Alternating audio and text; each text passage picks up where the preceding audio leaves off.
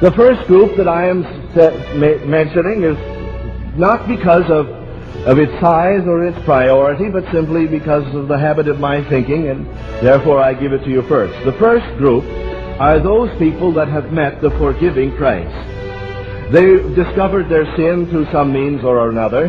They realized they'd been caught, and they didn't know what to do about it. They were told that they were a hell. They weren't so sure, but they figured they'd better be on the safe side. So someone said, accept Jesus. Their primary reason for accepting him was to be inured and immunized against hell. They wanted to have an insurance policy. And so their primary concern in Christ is that he fulfill what they've accepted him for.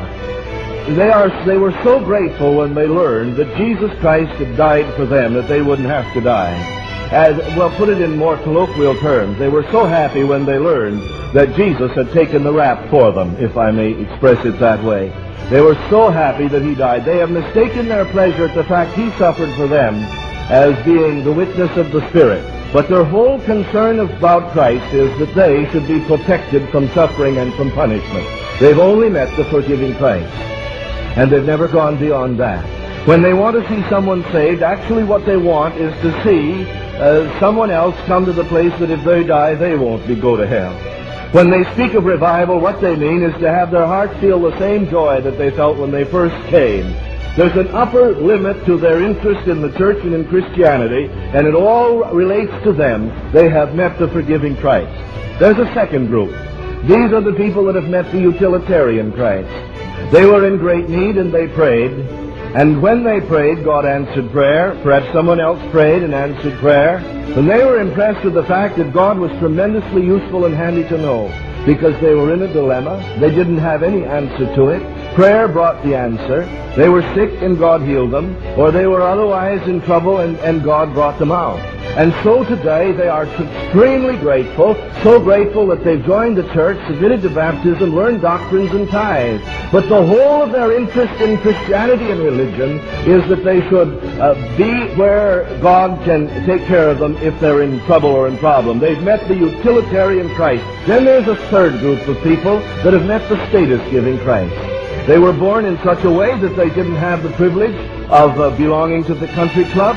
They weren't very accepted in society. They felt they had gregarious impulse and need, and so they were taken into the church. They found warmth and welcome, and so because they wanted fellowship, this was what they accepted. They were willing to submit to the doctrine. They were willing to pray. They were willing to be baptized. They were willing to tithe, to do anything that was required of them. But when they testify, their testimony is, I am delighted to be a Christian because there's such wonderful people in the church. I'm so happy because there's such grand people in the church. It's such a joy to be with such wonderful people and think we'll be together forever in heaven. They've equated status with the whole purpose of God, their status, satisfying their needs for social expression. And then out of this group is another group that become to some degree psychopathic and equate their own status in the group with the glory of God. And anything that pushes them up is to God's glory, and anything that would bypass them or diminish their influence is just the opposite. And these are the ones of whom we spoke about a year ago when I gave you a quotation from Christianity Today's article of November 1960 entitled Crucifying the Pastor. This is the group that you find all over America. Just this past week I've been with a group of 50 pastors down at Summit Grove, and they've talked to me of some of the experiences they've had, where people who have felt that somehow they were bypassed and their status wasn't recognized have used every nefarious, wicked means it was possible to discover in order to bring grief and heartache into they would rather ruin the church than to let for one little moment their own personal status be affected. Well, now this is this third group, the status-giving Christ. So we have three: forgiving Christ, utilitarian Christ, and the status-giving Christ. Then there is a fourth group. This is the group of people that have met the emotion-satisfying Christ. Oh, they love to go to church because they enjoy the syncopation and the rhythm and the emotional appeal. And if they can weep or laugh or do both at the same time or in subsequence, then they go away saying, my, what a wonderful meeting. But the whole purpose of Christianity and religion is to satisfy their emotional needs primarily. And so we have people, they have all the same doctrine, they've all been baptized, they're all in the same religious organization.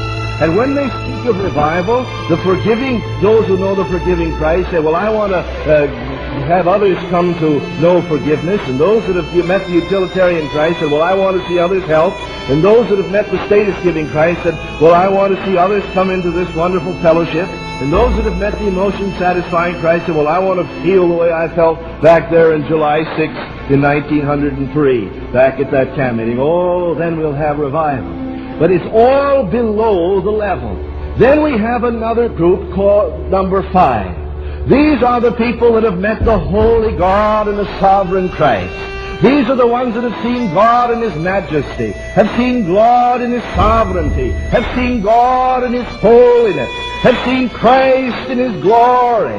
These are the ones whose eyes have been opened to God. And in the revelation of God, they've seen their immense unworthiness and their terrifying sinfulness. Obviously, they've known forgiveness. For in that brokenness of heart, because they've sinned against such a holy God, they cast themselves on the nail-pierced hands of Christ. They were forgiven. God has obviously answered prayer, and they have certainly found status as a child of the King, and their hearts have been satisfied with joy and peace. But this which we find in this 5th group are these who've had a revelation of the glory of Christ and are living only for His praise. They're broken. They've committed themselves to Him. They've submitted to His sovereignty. The cross has pierced them through, and the one end of their being is that He be glorified. Now this is His church. This is His church. The religious organization can include other groups, but His church is here. His church is on this level. He is saying, if any man hate not his father and his mother and his husband and his wife and his brethren and his sisters, yea, in his own life also, he can't be my disciple. The lordship of Christ transcends all human relationships. And His one purpose is the glory of God. And He's heard Christ say, if anyone doesn't take up his cross and come follow me, he can't be my disciple. And he's gladly gone with Christ out to the cross. And there he's brought his ego and his ambition and his vanity and his pride and all the things that once motivated and controlled him to the cross. And he has no plan, no purpose, but the glory of Christ. This is the one that's heard Christ say, if any man does not forsake all that he hath, he cannot be my disciple. He doesn't give 1/7 of his time and 1/10 of his money. He holds that everything is Christ. All is Christ. This is His church. This is His church. That if any man come after me, let him deny himself and take up his cross and come follow me.